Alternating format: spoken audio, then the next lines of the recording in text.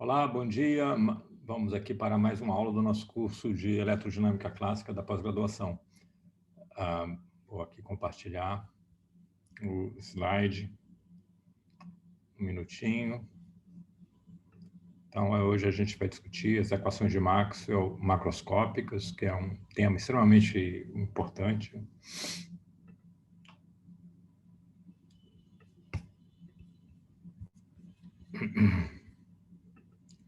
Então, vamos aqui para os slides. Espero que vocês estejam vendo aqui os slides.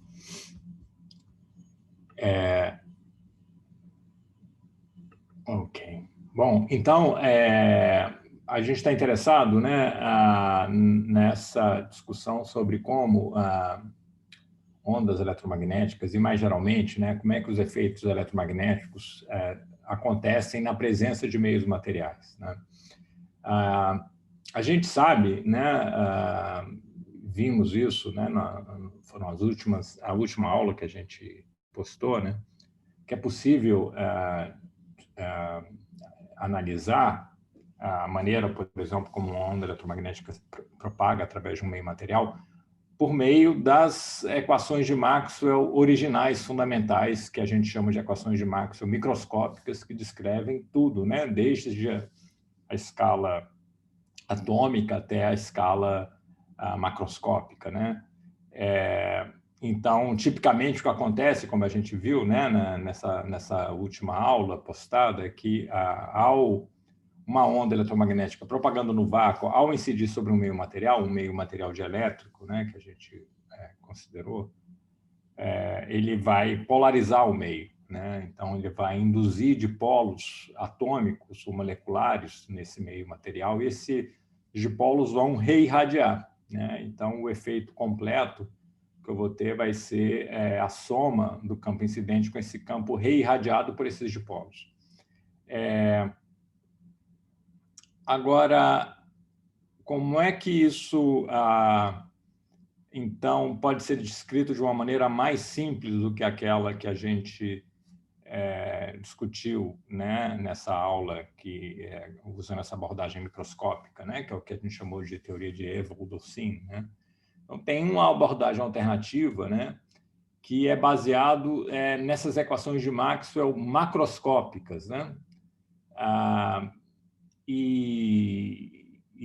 Ao usar essas equações de Maxwell macroscópicas, eu simplifico bastante o meu problema. Né? A gente vai ver como. Então, a ideia fundamental por trás dessas equações de Maxwell macroscópicas, né, é que eu não estou interessado em escalas de comprimento muito pequenas. Né? Quando eu penso num meio material, está aqui um exemplo, né, de um meio material, que tem uma forma cristalina, né, com essa forma cristalina cúbica, né? A escala a escala aqui do parâmetro de rede, né, é da ordem do angstrom, né? O comprimento característico aqui que define essa estrutura a nível atômico aqui do meu meio material é da ordem de 10 a menos 10 metros, ou alguns angstroms, né? Então, são escalas de comprimento muito pequenas comparadas com o comprimento de onda, né, que muitas vezes a gente está interessado. Muitas vezes a gente está interessado, né, em saber como a luz visível, né, que tem um comprimento de onda aqui em torno de meio micron, interage com um meio material, por exemplo, esse meio material aqui que tem essa estrutura cristalina dessa forma. Essa escala de meio micron é muitas ordens de grandeza maior, né, do que a escala aqui do parâmetro de rede. Se eu fosse desenhar essa onda de luz visível nessa escala aqui, eu ia basicamente desenhar, né, se eu respeitasse a escala, né, como esse meio micron, né, 5 vezes 10 a menos micron é 10 a menos 6, né, então é 5 vezes 10 a menos 5 metros, cerca de 10 a 5 vezes maior, né, ou seja, 100 mil vezes maior do que essa escala. Então, basicamente, nessa escala aqui do parâmetro de rede, eu teria uma onda, né, que apareceria como uma coisa constante, porque a escala do comprimento de onda é muito grande, né? Aqui nessa escala. Teria basicamente uma coisa constante aqui. Algo assim, né? Tá certo? Então, eu só vou ver o período espacial e a variação espacial de uma onda eletromagnética visível, de luz visível, né, numa escala muito maior, né, que são cerca de 100 mil parâmetros de rede, porque o comprimento de onda é cerca de 100 mil vezes maior. Então, essa onda, ao interagir com esse meio material, o que ela vai ver, na verdade, é um efeito médio. Eu não vou ser sensível ao que acontece na estrutura, na escala atômica. Não vou ser capaz de enxergar o que está acontecendo na escala atômica com luz visível. Luz visível não vai dar informação sobre a estrutura cristalina da rede, né? Porque a onda eletromagnética, né, é um comprimento de onda muito grande nessa escala, ela faz automaticamente uma média espacial, né? Vai ter uma ideia, vai ter um efeito de média espacial, né? Isso é verdade também para outros tipos de onda eletromagnética, por exemplo, com mais razão ainda, micro-onda, né, que tem um comprimento de onda da ordem do centímetro, né, que é ainda maior, né? Então, exceto quando eu estiver lidando com raios X ou raios gama, né, que são radiações eletromagnéticas de comprimento de onda comparável ou eventualmente até menor do que essa aqui, né? Aí, se eu estiver lidando com isso, aí eu vou ter informação sobre o que acontece na escala atômica, né? Então, eu faço difração de Bragg, né, para ter informação sobre a estrutura cristalina com raio-x, né? Então, aí eu vou ter que usar realmente aquela abordagem microscópica, porque eu vou estar vendo o que está acontecendo na escala de cada sítio, de cada átomo aqui da minha rede, tá certo? Uma situação semelhante eu tenho aqui com o grafeno, né, que é um material que é muito importante hoje em dia, né? Tipicamente o parâmetro aqui da rede do grafeno é 2,5 angstroms também. Então, uma onda de luz visível, ao interagir com o grafeno, ela vai ver um efeito médio e eu vou poder descrever o que acontece em termos de equações, dessas equações de Maxwell macroscópicas, justamente porque elas implementam essa ideia da média espacial, né? Tornando o problema muito mais simples de resolver, mais simples do que o que a gente viu naquela aula usando uma abordagem microscópica do Ewald e Usin, né?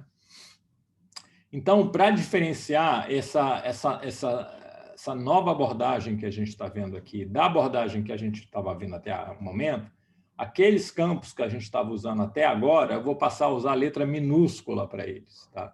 Isso aqui são os campos microscópicos fundamentais, né? É o verdadeiro campo elétrico, o verdadeiro campo magnético B, que varia localmente, inclusive nessa escala aqui, ó. Ele traz uma informação sobre o que acontece na escala atômica. Ele varia estupidamente, né? Se eu tenho um sítio aqui carregado positivamente, esse campo elétrico, por exemplo, eu vou ter o campo colombiano, né, que vai variar e vai divergir quando eu me aproximar do sítio. Então, tem essa variação desses campos na escala atômica, porque esses aqui são os campos fundamentais, os campos que descrevem tudo, inclusive o que está acontecendo na escala atômica. Só que, muitas vezes, isso é informação demais para mim.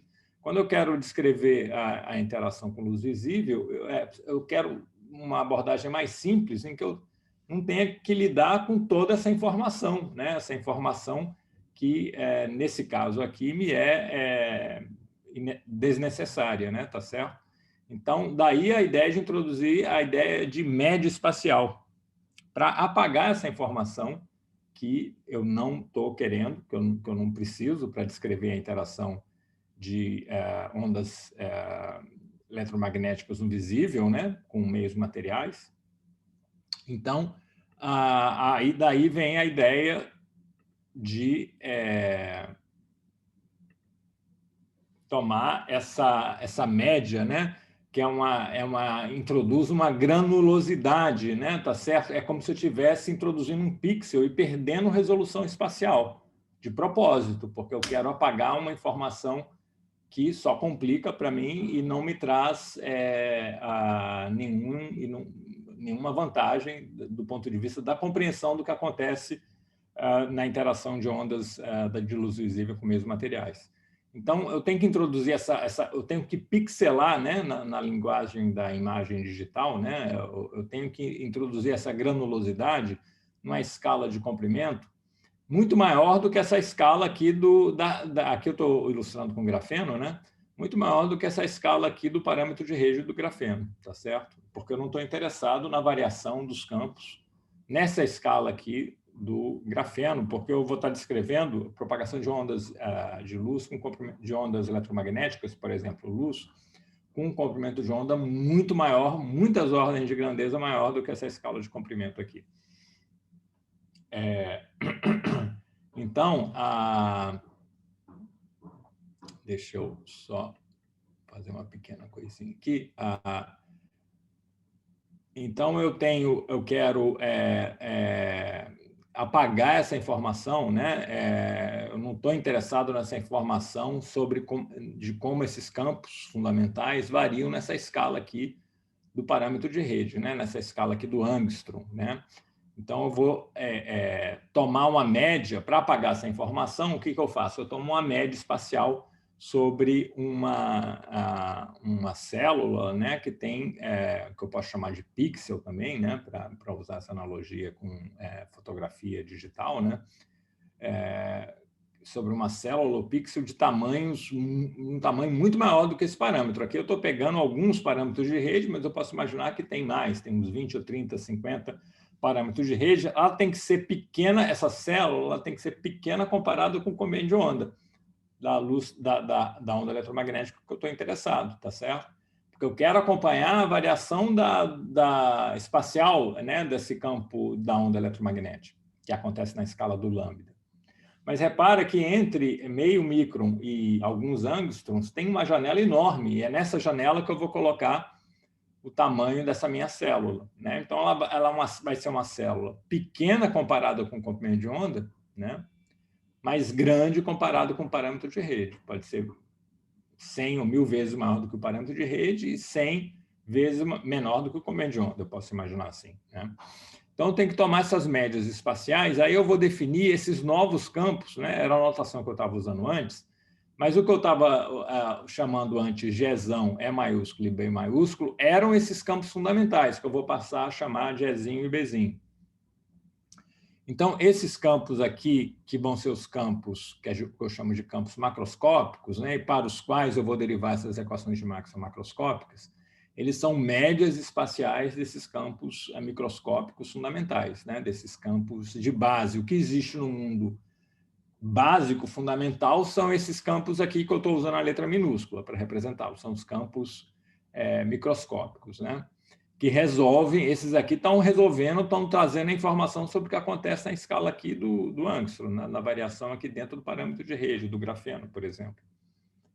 Mas eu quero apagar essa informação. Então, eu tomo essa média e aí defino esse campo B macroscópico, né, que já são aqui dentro já são médias. Então, quando eu escrevo esse Ezão, eu já não tenho mais essa informação, né? A ideia do pixel, né? A resolução espacial o tamanho, definido pelo tamanho do pixel, tá certo? Eu já não tenho mais, na definição desse Ezão, eu não sei mais o que acontece aqui dentro dessa célula. Apaguei essa informação. Então, eu não tenho mais a informação sobre o que acontece aqui quando eu estou passeando aqui de um sítio para o outro, tá certo? Então, essa célula, por outro lado, ela tem uma resolução espacial suficiente para me descrever a propagação de ondas eletromagnéticas de interesse. Então, é claro que eu não vou poder usar isso aqui para raio-x, né? Que raio-x tem um comprimento de onda comparável a esse comprimento de onda do espaçamento. Então, aí eu tenho que usar as equações microscópicas fundamentais, os campos eletromagnéticos fundamentais, né, microscópicos. Eu não vou usar as equações de Maxwell macroscópicas nunca para descrever raio-x ou radiação gama, muito menos. Então, vamos em frente. Então, essa é a ideia aqui da média espacial, né, que é a base das equações de Maxwell macroscópicas. Então, eu tenho que tomar essas médias espaciais sobre essas células, né, sobre esse pixel, para definir esses campos macroscópicos. Bom, então, para obter as equações de Maxwell macroscópicas, o meu ponto de partida são as equações de Maxwell microscópicas, fundamentais, aquelas que a gente estava discutindo até agora. Eu estou usando agora essa letra minúscula, né? Então, eu tenho que aqui pegar, por exemplo, a lei de Faraday, né? para o campo elétrico fundamental microscópico E e para o campo magnético fundamental microscópico B e tomar uma média espacial. Essa média espacial comuta com a derivada. Então, a média da derivada espacial é igual à derivada da média. Então, eu tenho aqui o rotacional da média do campo microscópico, né? Que é o campo macroscópico E maiúsculo. Essa derivada espacial também comuta com a derivada temporal. Então, eu posso ter aqui a derivada temporal, posso escrever que isso é igual à derivada temporal da média do campo magnético microscópico, B minúsculo, né, que dá o B maiúsculo. Ou seja, a lei de Faraday, né, que é uma das duas equações homogêneas, né, que não envolvem fontes, ela, para os campos macroscópicos, elas mantêm a mesma forma, né, porque eu tomo a média, essas médias comutam com os operadores diferenciais, derivada espacial, derivada temporal, e aí eu tenho uma equação para os campos macroscópicos, elétrico e magnético, que tem a mesma forma da equação que eu tinha lá para os campos fundamentais, né? O mesmo vai acontecer para a outra equação homogênea, né, que é a equação que diz que não tem monopolo magnético. Eu vou ter uma equação da mesma forma para o campo magnético macroscópico, de B igual a zero. Então, essa parte das equações inhomogêneas é bastante simples, né? Tomo a média das equações homogêneas, perdão. Quando eu estou lidando com as equações homogêneas, eu só simplesmente tomo a média das equações homogêneas fundamentais, microscópicas, e obtenho as equações de Maxwell macroscópicas, que vão ter a mesma forma, né? Só trocar o campo fundamental pelo campo médio. É isso que eu fiz aqui, né? Troquei o Ezinho pelo Ezão, o Bzinho pelo Bzão. Aqui eu troquei o Bzinho pelo Bzão. O Bzão é esse campo após a média espacial, né? Bom, agora vamos ver as equações de Maxwell inhomogêneas. Essas vão ser um pouco mais trabalhosas, um pouco mais complicadas da gente entender o que acontece quando eu tomo a média espacial. Então, vou começar aqui com a lei de Gauss, né? Então, a lei de Gauss fundamental, né, é essa aqui, a divergência do campo elétrico microscópico, né, é a densidade de carga dividido por ε0, aí eu tomo a média de ambos os lados. Essa densidade de carga aqui, antes de tomar a média, está tudo aqui dentro, né? Tem a densidade de carga do sítio, né, da rede, que em geral é positivo, né? Se é um condutor, né, eu tenho um caroço que vai ficar positivo e os elétrons de condução ficam deslocalizados, né? Por exemplo, se for um metal, né? E aí isso vai aparecer aqui nesse ρ. Esse ρ ele tem uma variação nessa escala microscópica, né? A densidade de carga é zero aqui, por exemplo, nesse interstício, né, entre dois sítios, ou se for um dielétrico, né, ou não é zero se tiver elétrons de condução que estão deslocalizados. E então esse cara aqui, antes de tomar a média, tem essa informação sobre o que acontece ao nível fundamental aqui, ao nível da estrutura cristalina da rede, né?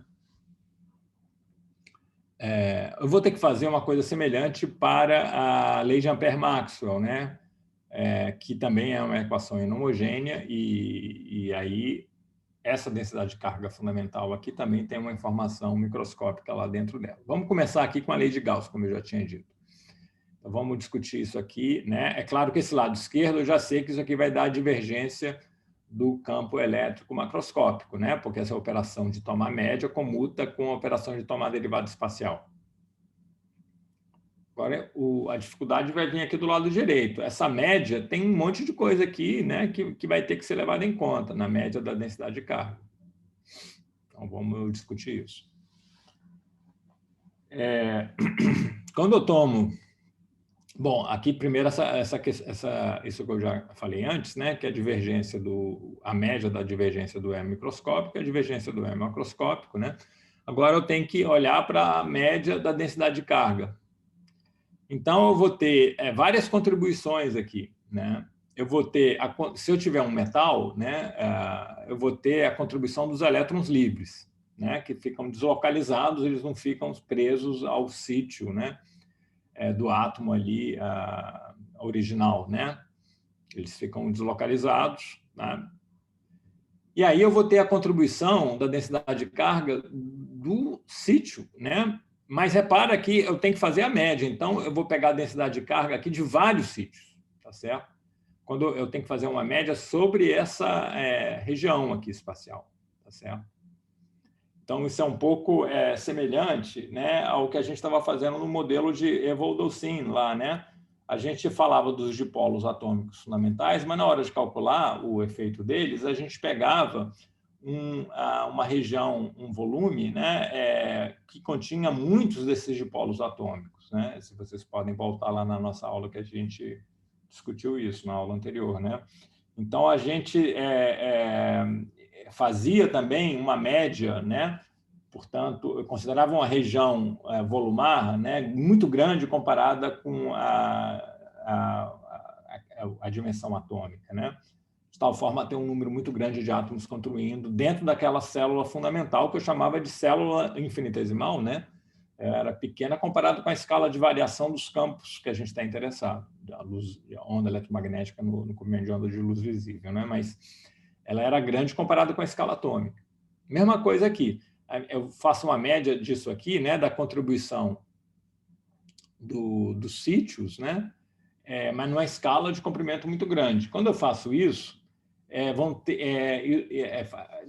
o fato de que eu estou tomando uma média sobre um comprimento muito grande comparado com o tamanho da escala atômica, né, me permite usar a ideia da expansão em multipolos, né, que a gente andou discutindo, né? A gente fez o dipolo, o quadrupolo, mas pode ter um monopolo também na eletrostática. Ele não contribui para a radiação, mas pode ter um termo de monopolo nessa expansão. Essa expansão é quando a minha fonte é pequena. A minha fonte aqui é o meu sítio, né? E esse sítio é pequeno comparado com a escala da média aqui que eu estou tomando, que é o tamanho desse pixel, né? Dessa célula fundamental aqui, onde eu defino a média. Então, eu faço essa expansão e vou ter a contribuição do dipolo, mas não é o dipolo de cada átomo, é um dipolo médio de tudo isso aqui, né? E isso aparece nessa forma aqui desse vetor de polarização. Ele me descreve, então, após tomar média espacial, quanto dipolo eu tenho por unidade de volume num ponto, na vizinhança de um dado ponto R. Então, essa polarização, ele traduz essa ideia, né, de você estar olhando para a soma desses vários dipolos atômicos, mas numa escala maior, né? Então, aí eu trago a ideia do contínuo, né? E o que me permite, em vez de falar, né, do dipolo de cada átomo, eu falo de um campo vetorial que varia continuamente, tá certo? Porque ele está variando continuamente aqui dentro desse conceito do pixel, né? De um pixel para o outro, tá certo? Ele tem um certo valor dentro desse pixel aqui, e esse valor dele aqui que é representativo de todos os dipolos microscópicos que estão aqui dentro, tá certo? Ele traz consigo, ele carrega consigo essa ideia de média espacial, né? Então, eu troco todos esses dipolos aqui por um dipolo médio, né? Esse dipolo médio é proporcional ao volume da célula que eu considero, então isso define uma polarização, que a gente chama de polarização macroscópica, que é justamente esse Pzão, ele é o dipolo dessa célula, né? Que eu somei todos os dipolos atômicos aqui dentro, dividido pelo volume. Então, é dipolo por unidade de volume, tá certo? E isso varia de ponto a ponto, né? De uma célula para a célula seguinte, né? Uma função de R, pode variar no tempo também. E quando eu tenho essa polarização no meu meio, eu tenho uma densidade de carga que sobra depois de eu tomar a média, né? Tem uma densidade de carga que vai ser apagada quando eu tomar a média, mas tem uma que vai sobrar que tem a ver com a variação espacial dessa vetor polarização. E esse desenho aqui está mostrando aqui, está indicando como é que isso aparece. Imagina que essa é a minha polarização macroscópica, esteja ao longo do eixo X e varie com X, né? Tá certo? Então, isso quer dizer que nesse ponto aqui, ó, eu tenho um certo dipolo grande e depois aqui nesse ponto, que é um valor de X um pouco mais, para um valor de X um pouco maior, ele já é um pouco menor. Eu estou representando isso botando esses símbolos de mais e menos aqui com um tamanho menor, né? Quer dizer, Aqui eu tenho um dipolo maior, ele vai ficando menor e menor. Quer dizer, aqui nessa entrada eu tenho esse vetor aqui de polarização grande, e aqui na saída eu tenho um vetor de polarização pequeno. Os dipolos estão diminuindo, né? Ou seja, essa minha função p de x aqui, quando o x cresce ao longo dessa direção, ela diminui, então isso quer dizer que ela tem uma derivada negativa, né? Agora, essa derivada é justamente a divergência do p. A divergência do vetor polarização, como ele só tem componente x, e essa componente x depende de x, a divergência é só a derivada desse p de x em relação a x. Então, eu tenho uma situação aqui em que a divergência de p é negativa. E olha o que isso implica. Isso implica, como esse dipolo que está aqui, vizinho desse, é menor, esse polo menos aqui, ele tem uma magnitude, um módulo, menor do que esse polo mais. Então, se eu estou interessado em saber qual é a carga na vizinhança desse ponto, ela não vai ser mais zero, pelo fato da minha polarização estar variando espacialmente. Está vendo? Esse polo menos aqui, ele não vai mais cancelar esse polo mais. Se eu tivesse uma polarização uniforme, esse polo menos teria módulo exatamente igual ao módulo desse polo mais. Mas não é o caso aqui. Aqui eu tenho uma polarização que está decrescendo, então esse polo menos aqui vai ser menor em módulo do que esse polo mais, e aqui eu vou ter uma carga negativa nessa região, e a mesma coisa, eu vou ter uma carga negativa aqui também, nessa região, porque esse polo mais aqui tem módulo maior do que esse polo menos. Então, eu tenho o que eu chamo de densidade de carga de polarização, que é, como a gente está vendo aqui nesse exemplo, o negativo da divergência do P. Tem a ver com a variação do P, né, ao longo da própria direção do P. Essa que é a ideia da divergência, né? Se eu tenho uma polarização que varia numa direção transversa, eu não vou ter esse efeito. Vocês podem fazer uns desenhos para se convencer disso. Então, essa densidade de carga de polarização não tem nada a ver com o rotacional do P. Tem a ver com a variação do P ao longo da direção do próprio P em cada ponto do espaço, que é capturado pela divergência, como nesse desenho aqui. E é justamente o negativo da divergência de P. Então, o que eu estou fazendo aqui é essa expansão na aproximação de dipolo, né? Estou parando aqui na aproximação de dipolo, poderia ir um termo a mais, pegar o termo de quadrupolo também, mas ele é, em geral, desprezível. Então, eu só preciso saber qual é o dipolo, né? Que resulta quando eu faço essa média da densidade de carga microscópica. E isso é capturado por essa polarização, e isso contribui, então, para um valor médio aqui da densidade de carga, que é o negativo da divergência da polarização macroscópica. Então, relembrando aqui, né, esse vetor é um vetor que varia de ponto a ponto do espaço, né, nessa escala granulada, né, não é na escala atômica, mas nessa escala já da célula, né, é de um pixel para o pixel seguinte, digamos assim, já digitalizado, né? E ele me traz essa informação aqui, ó, quanto dipolo eu tenho por unidade de volume, tá bom? Então, com isso aí, a gente pode discutir aqueles efeitos que a gente estava discutindo do ponto de vista microscópico na aula anterior, né? Na aula anterior, a gente vinha uma onda, a onda polarizava o meio, criava aqueles dipolos atômicos microscópicos, esses dipolos vão reirradiar. Então, isso eu vou descrever, essa polarização do meio, o fato de eu estar criando esses dipolos atômicos, né, polarizando o meio, eu vou descrever em termos desse vetor polarização macroscópica. Né? Esse vetor polarização macroscópica vai ser induzido, vai ser criado pela onda que eu estou jogando, tá certo? Então, vamos levar isso em conta na hora de eu escrever essa equação aqui, a lei de Gauss, né, após tomar a média. Bom, a média a divergência do campo fundamental da divergência do campo macroscópico, né? E aqui a gente discutiu, né, a média da densidade de carga, tem a contribuição dos elétrons, pode ter uma contribuição de monopolo, mas é muito raro, e tem essa contribuição aqui da divergência do P, né, que é a densidade de carga de polarização. Aqui, então, é isso que eu estou escrevendo, né? Essa equação que está aqui, né? Ops, vamos voltar. Então, essa equação que eu estou escrevendo aqui, eu estou só guardando todos esses resultados, né?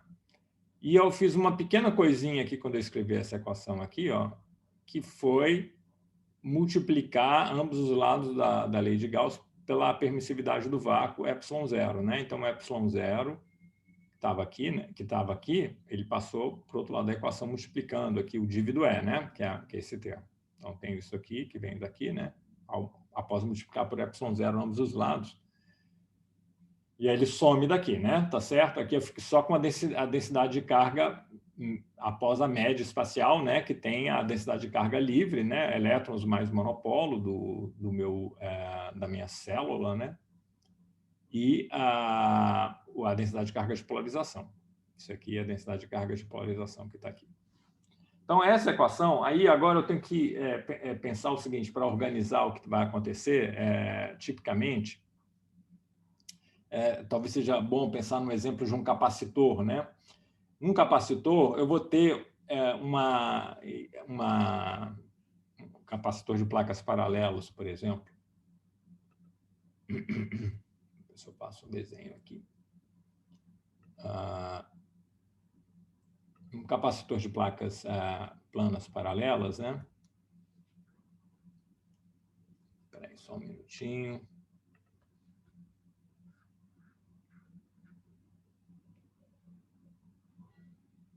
Vou desenhar aqui um capacitor.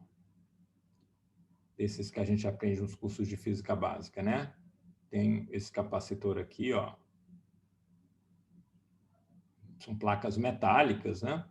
Paralelas, e eu tenho entre eles um certo meio material, né? Um meio dielétrico aqui. Pode ser, digamos que seja vidro, por exemplo. Tá certo? E o que acontece? Eu vou carregar, né? Eu tenho aqui uma corrente, eu vou carregar, vou colocar uma carga livre, né? Essa carga que eu coloco na placa do capacitor, eu controlo, tá certo? É uma carga aqui que eu vou colocar aqui e, por exemplo, se ela for uniforme, eu vou ter uma densidade de carga superficial, né? Que é a carga dividida pela área dessa placa metálica, né? Desse capacitor de placas planas paralelas. E essa carga, o que vai acontecer? Vai gerar um campo elétrico, e esse campo elétrico ele vai polarizar esse dielétrico que está entre as placas, né?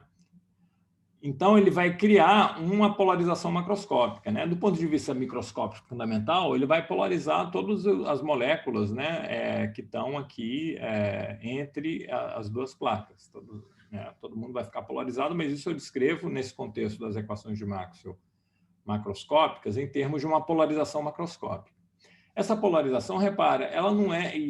essa polarização ela vai gerar uma densidade de carga de polarização, tá certo? Só que essa densidade de carga de polarização não é uma coisa que eu controlo. Eu não controlo, é um pouco diferente, né? Tem um status diferente da densidade de carga livre, né? Que é essa carga aqui da placa do capacitor que eu controlo, né? Tá certo? Com o meu circuito. O que vai acontecer no meio material é um efeito derivado, não é o efeito primário original. O efeito primário original é a carga que eu coloco lá, né?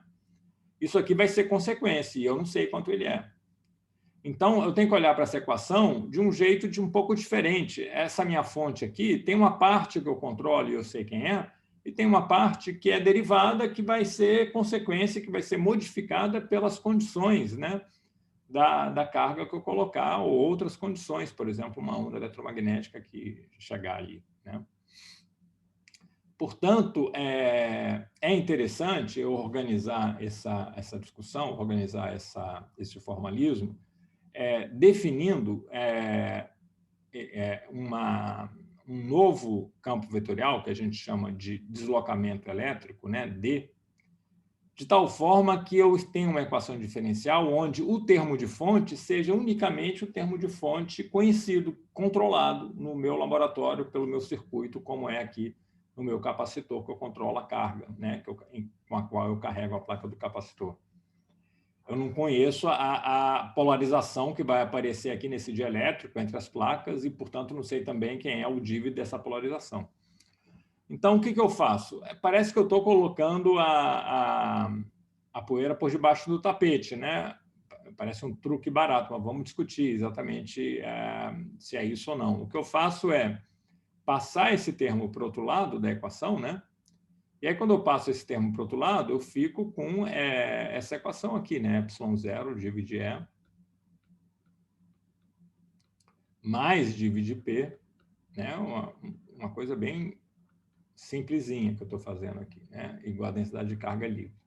Então, aqui do lado direito agora só tem o cara que é conhecido, que eu controlo, né? E do lado esquerdo tem essa combinação, né? E eu posso botar a divergência em evidência aqui e vai ficar, quando eu coloco a divergência em evidência, vai ficar o div dessa quantidade, que é o que justamente eu estou chamando de deslocamento elétrico, esse campo vetorial, que é definido em termos do campo elétrico e da polarização macroscópica, se eu estiver na aproximação de dipolo, né? Se eu estiver querendo pegar o termo de quadrupolo também, eu teria um outro campo vetorial aqui descrevendo a quantidade de quadrupolo por unidade de volume, né? Mas aí ele ia aparecer derivado, inclusive.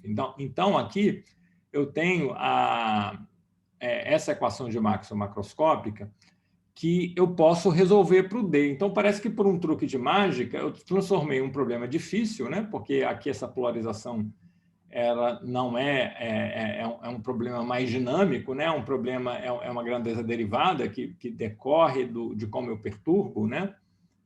Então, eu não sei quanto ele é, e ela meio que parece que sumiu nessa equação, ela não aparece mais, né? E realmente eu posso resolver essa equação para o deslocamento elétrico sem discutir como é que é a polarização, né? Esse deslocamento elétrico vai depender só dessa densidade de carga livre, né? Mas não tem mágica nenhuma aqui, né? Eu obtenho realmente o meu deslocamento elétrico, né? Só em termos da densidade de carga livre, que é conhecida. Só que, se eu quiser saber quem é o campo elétrico, e para muitas coisas, para saber, por exemplo, qual é a força que eu vou fazer sobre uma carga pontual, eu vou precisar saber quem é o campo elétrico. Aí eu vou ter que voltar a discutir essa questão da polarização, quanto vale a polarização, porque se eu tiver, uma vez conhecido o deslocamento elétrico, eu só vou conhecer o campo elétrico se eu souber também quem é a polarização. Então, essa maneira de organizar, quer dizer, é só isso, não é nenhum truque de mágica, é só organizar o formalismo teórico em duas etapas, né? Quando eu tenho esse problema complicado, em que eu tenho um meio material com uma polarização que eu ainda não conheço, que eu desconheço, eu posso organizar em duas etapas. Eu primeiro determino, de uma maneira simples, o deslocamento elétrico, aí eu não preciso da polarização para isso, né? Porque eu vou resolver essa equação aqui, que é a chamada equação, a lei de Gauss macroscópica, tá certo? Então, isso aqui é a lei de Gauss macroscópica, ela é uma lei não mais para o campo elétrico macroscópico, mas sim para o campo D, para o campo deslocamento elétrico. Então, eu posso resolver a lei de Gauss para o D e, em geral, eu controlo essa densidade de carga livre aqui, então eu posso obter o D. Aí, numa segunda etapa, né, isso significa organizar, né, em etapas, aí eu vou ter que me discutir isso para obter o E, eu vou ter que saber como é que a polarização vai se comportar nisso tudo, né? Então, essa é a terceira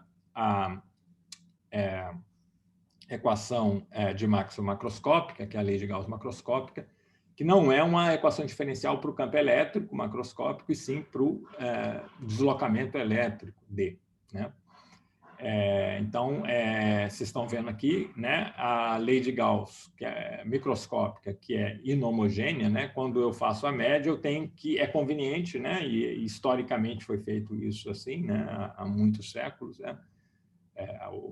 Pelo menos há muito tempo, definindo esse deslocamento elétrico, né? Ok. Bom, então eu vou ter uma situação semelhante para a quarta equação de Maxwell inhomogênea, microscópica.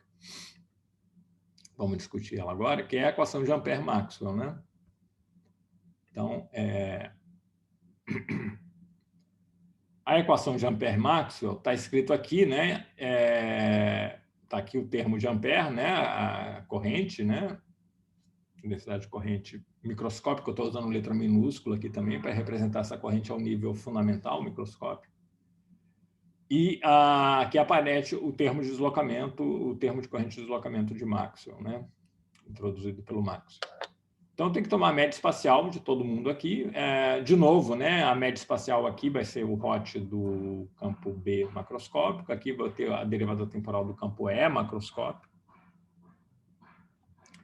E eu tenho, então, que tomar a média da densidade de corrente, tá certo? Média espacial aqui de novo na minha... Isso aqui vai ser importante, é claro, se eu estiver discutindo metais, né? Tá certo? E os metais, muitas vezes, eles têm propriedades magnéticas não triviais, né? Então, isso é descrito pelo que a gente chama de uma magnetização macroscópica. E qual é o significado dessa magnetização macroscópica? É o análogo da polarização macroscópica, o P, mas aqui eu estou falando não de dipolo elétrico, mas sim de dipolo magnético, né, por unidade de volume. Então, esse M, assim como a polarização P maiúscula, né, era o dipolo elétrico por unidade de volume, esse M é o dipolo magnético por unidade de volume. Então, você pode pensar esse M como ele trazendo informação sobre quanto dipolo magnético eu tenho por unidade de volume, né, nessa célula aqui. Ele varia de célula para célula seguinte, de um pixel para o pixel seguinte, ele vai ter uma dependência com a posição, né?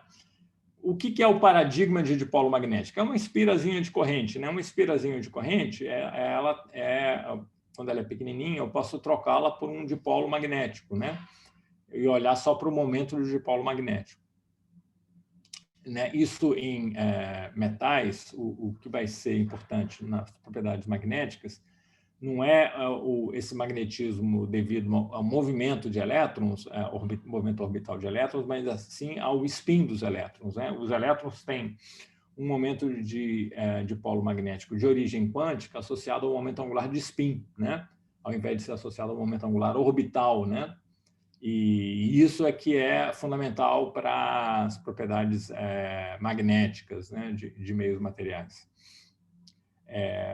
Bom, mas a gente mantém em mente, né, para simplificar, essa ideia da espirazinha de corrente como paradigma, né, do que é o dipolo magnético. Então, vamos entender aqui por que uma magnetização variando espacialmente, né, dá origem a uma corrente, a chamada corrente de magnetização. Essa corrente de magnetização que está aparecendo aqui. Ó. Quando eu tomo a média espacial desse J microscópico, aparece essa corrente de magnetização JM, né? Que é o rotacional. Aí aparece agora o rotacional, uma outra derivada espacial. O que importa é como é que essa magnetização varia ao longo de uma direção perpendicular a ela própria, ao ponto do vetor magnetização em cada ponto do espaço. Então, dando esse exemplo aqui, né? Digamos que eu tenho essa magnetização macroscópica que esteja apontando ao longo de x, isso significa que eu posso pensar em termos de dipolinhos magnéticos, né, de espirinhas, que estão no plano no plano YZ, como está nesse desenho aqui, de tal forma que a direção normal, a espira, que é a direção do dipolo magnético, né, seja ao longo de x, né? Então, uma magnetização ao longo de x é que eu tenho então essas espirinhas num plano, né, tal que a normal seja ao longo do eixo x, ou seja, que é o plano YZ, né? Então, tem essas várias espirinhas, e como ele é não uniforme, essas espiras, né, a corrente nelas, ou a área delas, se você preferir, tanto faz, né, que é o dipolo magnético, a corrente vezes a área, elas vão ficando cada vez maiores. Né? Eu estou supondo aqui que o M, a componente X da magnetização, cresce quando eu cresço Z. Né? Então, aqui eu já tenho uma magnetização maior do que aqui, e aqui eu tenho uma magnetização e, portanto, um dipolo magnético ainda maior. Né? O que acontece nesse caso? Olha, se a magnetização fosse uniforme, a corrente que está entrando aqui ia cancelar exatamente a corrente microscópica que está saindo, essa corrente desse dipolo, associada a esse dipolo magnético, né? Que está saindo para fora aqui, né? Essa entrando, cancelando essa aqui para fora. Mas como essa aqui é maior, não cancela mais. Então, eu tenho uma corrente nesse ponto aqui, né? Vamos fazer um círculo aqui em torno desse ponto. Nesse ponto aqui, eu tenho mais corrente ligada à magnetização saindo do que entrando.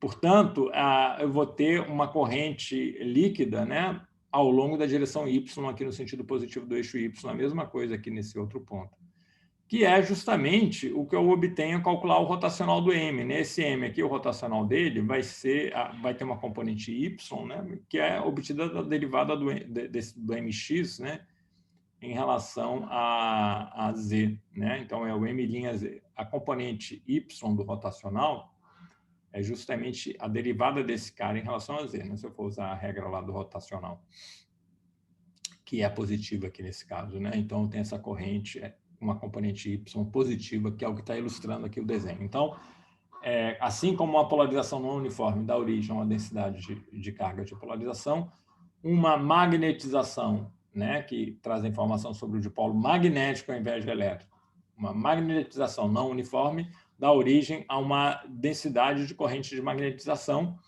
Só que aí a derivada espacial correta não é a divergência, é o rotacional. Ainda bem, né? Porque esse objeto que eu quero obter é um campo vetorial, né? Ele não pode ser o div de ninguém, tem que ser o hot de alguém. E aqui é justamente o hot dessa magnetização macroscópica.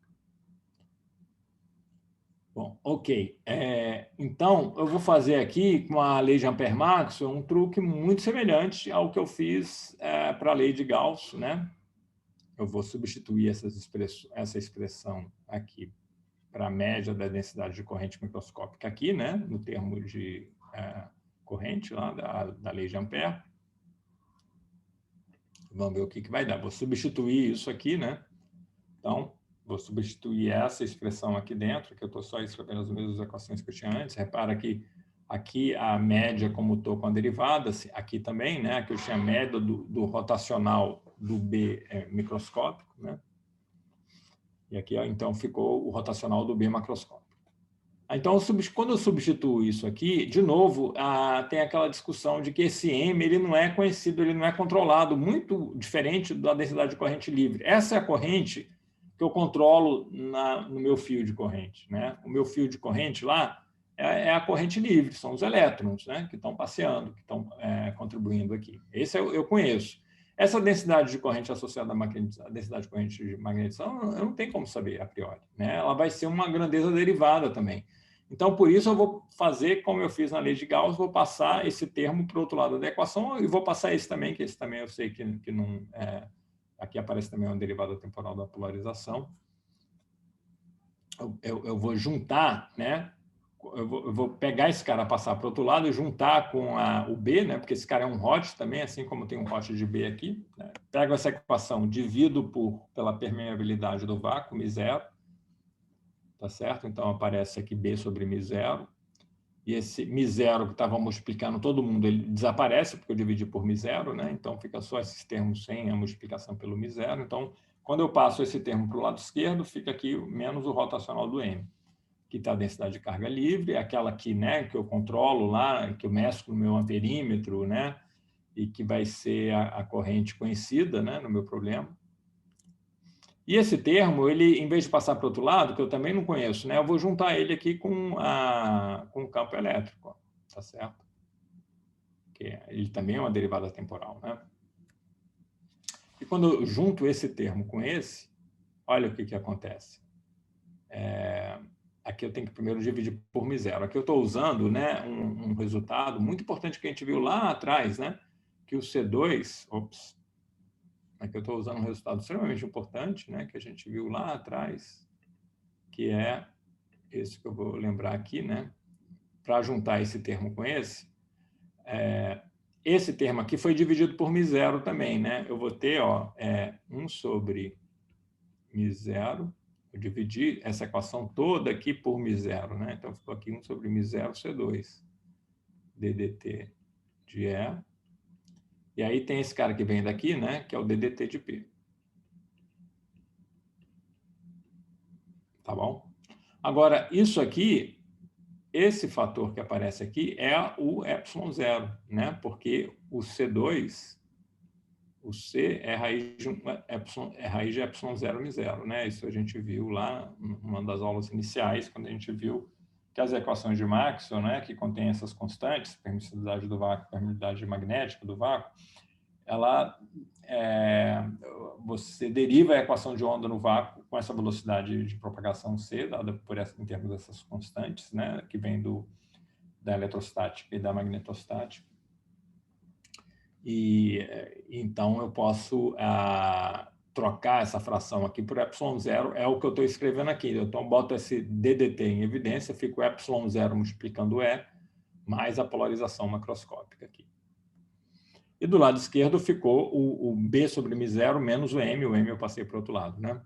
Então, isso aqui já defini no slide anterior, né? É o deslocamento elétrico, que estava definido antes. E aqui eu vou definir um outro campo auxiliar, né? Já tinha definido o deslocamento elétrico. Eu vou definir um outro campo auxiliar que eu vou chamar de H, né? Esse campo H, então, é dado aqui em termos do B, esse B que é a média do campo magnético fundamental, né? É definido em termos do B e da magnetização macroscópica. E em termos desse campo auxiliar H, a equação de Maxwell fica assim, né? Roth de H, né? Então, essa é a lei de Ampère-Maxwell macroscópica. Vamos escrever aqui.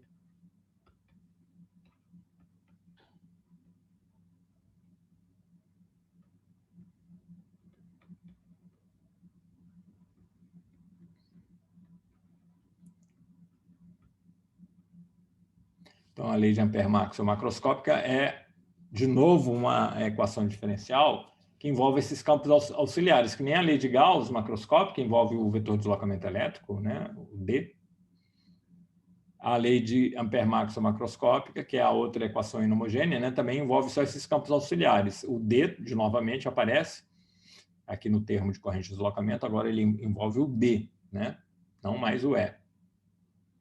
E aparece aqui esse campo auxiliar H, definido em termos do B, média do campo magnético microscópico, e da magnetização macroscópica. Então, aqui a ideia é semelhante ao que a gente discutiu da lei de Gauss. Por que a gente faz isso assim? Porque eu não sei quem é a minha magnetização, a princípio eu não sei quem é a minha polarização, então eu escrevo uma equação aqui em termos só de uma fonte que é conhecida, que é a corrente que eu vou fazer passar no meu circuito, né? Esse J livre aqui. Então, aqui agora o meu termo de fonte é alguém que eu conheço, tá certo?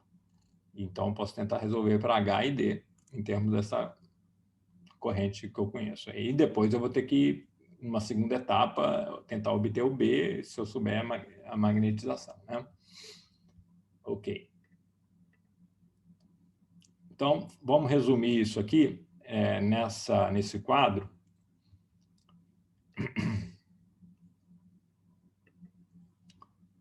As 4 equações, né, de Maxwell macroscópicas. As 2 primeiras são as equações homogêneas, né, e elas têm exatamente a mesma forma do que eu tinha para as equações microscópicas fundamentais, né? Então, essas duas aqui são as inhomogêneas, são as homogêneas, perdão, que não envolvem fonte, né? Essa aqui não diz que não tem momento magnético, monopolo magnético, né? É o div do B. E esse B é o B que tem a contrapartida microscópica fundamental. Ele é a média de alguém microscópico. É a média daquele campo magnético microscópico que a gente estava discutindo antes.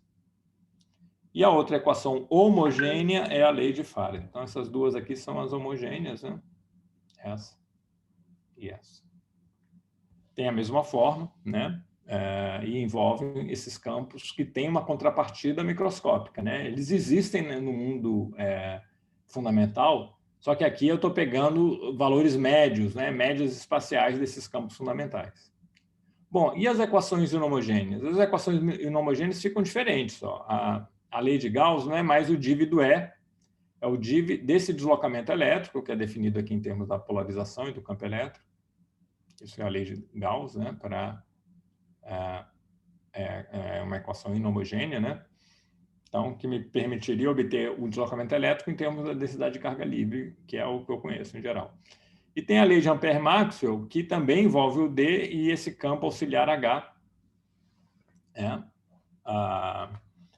Então, enquanto que o Ezão e o Bzão têm contrapartida microscópica, eles são médias de campos microscópicos fundamentais, o D e o H não, eles não são médias de ninguém. Eles são definidos por essas equações aqui, né? Eu não tomei a média de um D minúsculo microscópico para obter o D maiúsculo. Ele é um campo auxiliar, e assim como o campo H também é um campo auxiliar.